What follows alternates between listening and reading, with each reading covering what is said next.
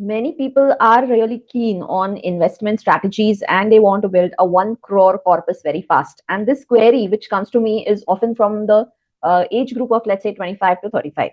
So they want to have a corpus built as early as possible. And the minimal requirement they say is we want to build a corpus of 1 crore. So this is something which we have to keep in mind because of rising inflationary pressures, and you need to actually have some amount of savings in hand for provisions with respect to certain expenditures that may be coming up in your life. And also, a cash accumulation in your account creates a feeling of satisfaction. And in fact, you feel secured when you have a cash balance, a corpus of investment created. So, we are going to discuss how you can create a 1 crore of investment basket very fast. So, how you can grow your money to reach that 1 crore of basket of investment. That means you're not going to invest 1 crore, but within a span of some years, you are going to be a crorepati. So how you're going to do that? Let's watch in this video. A very, very interesting and important thing which many people fail to recognize is that you need to start early and use the method of compounding. Now, we're going to see a very interesting example to see to it how compounding works wonders. Even if you invest less, you will be building that 1 crore of corpus very much early. So let's see an example now. So look at this particular example, a very interesting thing. We need to basically investment you can make every year is 6 lakh rupees. Each month the SIP will be just 50,000 rupees. So every month, if you invest 50,000 rupees in the entire year, in a period of 10 years, you can build a 1 crore plus corpus. So you can see the amount that you get at the end of 10 years based on your return on investment or ROI in 10 years. And if we are talking of 15 years at the rate of 8%. So see this example, the first one, you invest 50,000 per annum, sorry, 50,000 you invest per month at the rate of 8% for a period of 10 years, you get nearly 87 lakh rupees at the end of the 10th year. Now, second one, if you see the example says 50,000 per month for 10 years, but the rate of investment rate or return on investment, the rate of return that you're getting is 15%.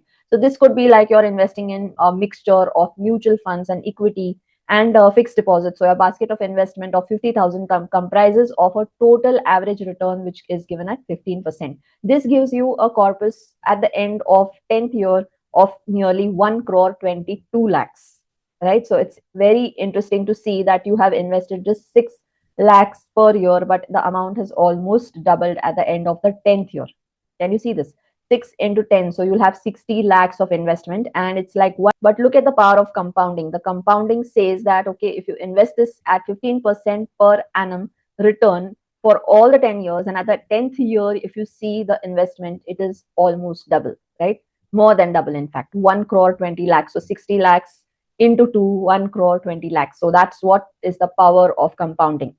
Now, interestingly, if you keep the same money deposited, it triples at the end of the 15th year. If you see 50,000 rupees per month investment, 6 lakhs rupees per annum for a period of 15 years. We are not even taking 20 years. Now we're just taking 15 years at the rate of 8%.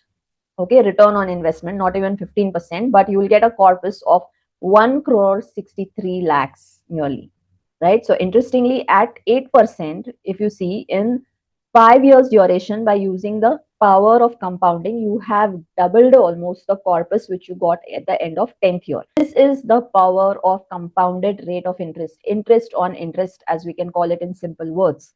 So you need to invest early, start early, and use the power of compounding to get the benefit of the return on investment double, tripled in the year's time, duration of time of maybe 10 years, 15 years, whatever the case is. Now take this next example. Now, if you don't have the amount of 50,000 per month, let's say you have the power of investment only up to the limit of 20,000. So every year, your investment totals to amount of only 2,40,000 rupees. Each month, your systematic investment plan comprising of whatever combination you have decided, equity, mutual funds, FDs, a combination of rupees 20,000 per month, right? This is what is the base that we are going to follow per month of investment for all the three examples. The first example says the period in years will be 10 years you're going to invest. Return on investment is at the rate of 15%. You build a corpus of nearly 50 lakhs, right, at the end of 10 years. So good enough, right? 2,40,000 for 10 years is only 24 lakhs that you have in hand. So cash that you put in from your end was just 2,40,000 per annum, which means in 10 years you have made an investment of 24 lakhs, but you got at the rate of 15% nearly 50 lakhs, almost double, right? So now coming to the next example, 20,000 per month you have invested for 15 years now, but the rate of return that we are considering, return on investment that we are considering, is 10%. But the period we have extended. So the extended period, same amount you are investing at 10% gives you 76 lakhs 25,396. So that's very nice, right? In comparison to the 10 years duration. Next one, if you see 20,000 for 15 years, but the rate of return that you're getting is 15%. Here we find that the amount at the end of 10th year has almost doubled with the power of compounding at the same rate of return. So isn't this so wonderful that if you use the power of compounding with the same amount, interest on interest getting accumulated, the investment that you put from your end is same, but you're getting a huge corpus of investment at the end of 15 years duration at 15%. Now, how to make the combination of these investments to get this particular return on investment, we'll see in the next part of the video. Now, when we are talking about rules to build this particular corpus, right, you need that 1 crore of corpus in that period of 10 years, 15 years, whatever is decided. You need to follow certain rules. Now, the first rule is choose the correct asset class, right, to give you the desired returns. Now, all assets, all investments don't give you that rate of return. Like FDs, for example, they may give you an average return of 7%. If you're talking of mutual funds, if you're going for conservative, then they will give you maybe 7 or 8%. If you go for a hybrid mutual fund, it will give you maybe 11 to 12%. If you're going for a little bit of equity oriented or other types of mutual funds which are more aggressive, they will give you maybe even 20% return. So what your part is, you have to strictly adhere to the rules that you have to build the corpus by dividing your asset classes. So this division has to be done based on a certain guideline that you figure out based on how much you're investing. Like if you're investing 50,000 rupees, maybe 25,000 rupees you can put in aggressive equity, which is in the large caps. The remainder of 25,000 you can put 5 to 8,000 in fixed deposits and the rest in hybrid mutual funds. So this combination in the 10 or 15 years duration definitely will bring the rate of return to 15%. Some people have even experienced mutual fund and share, like you can say equity share growth to the extent of even amount of 25%, 30% growth per annum. So it's very interesting. We have taken 15%, but maybe your corpus doubles, not in 10, 15 years, but it may double even in 6 to 7 years. So you have to make the choice of investment correct. Now, some people may prefer to directly put in money into the equity large caps. That's also fine, but you should be very confident about it, or you get a good investor. That's fine. Otherwise, mutual funds, based on the classification of where they are putting in the money, like it's equity, it's debt funds, it's combination. Based on that, you will pick up the mutual funds to the extent of nearly 80%, let's say, of your investment, and 20% you put in liquid formats like fixed deposits, PPFs, and such things. So PPF, I won't say liquid, but it's more like a fixed rate of return of 8% that you get in hand, right? We can see that that the second rule that we need to take into consideration is choose the correct asset class to give the desired returns. In this, we are making a choice of conservative, aggressive, and hybrid. So as I told you, conservative funds should not occupy a major portion. 20% to 30% of your entire funding should be conservative. Conservative would account for fixed deposits, debt funds, and so on, right?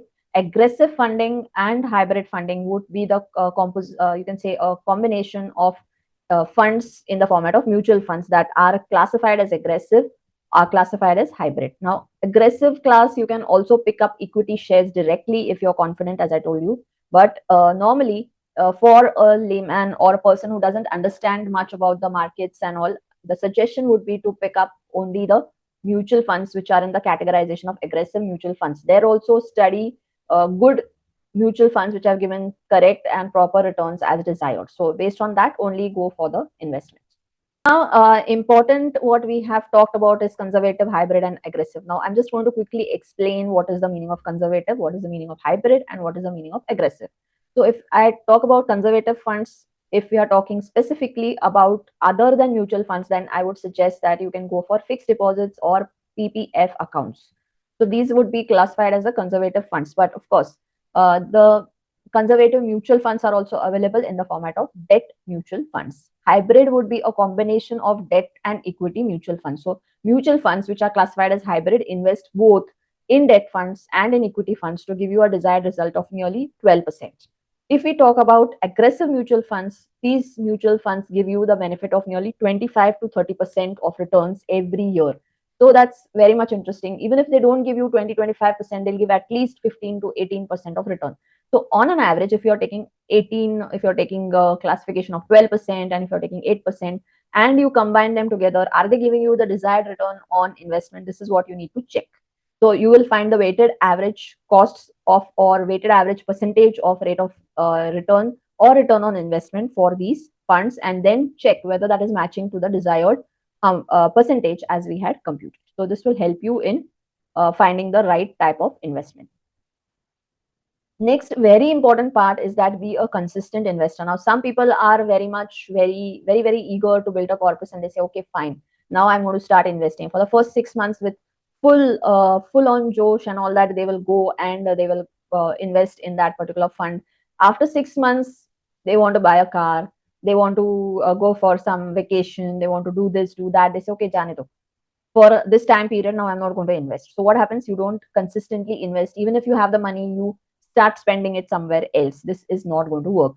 So consistency in investment, every month the SIP should go. You have to strictly follow the guidelines to not miss on the building of that particular corpus. This is very essential factor. Third rule is very important for especially the generations which are in the younger category who prefer spending over saving.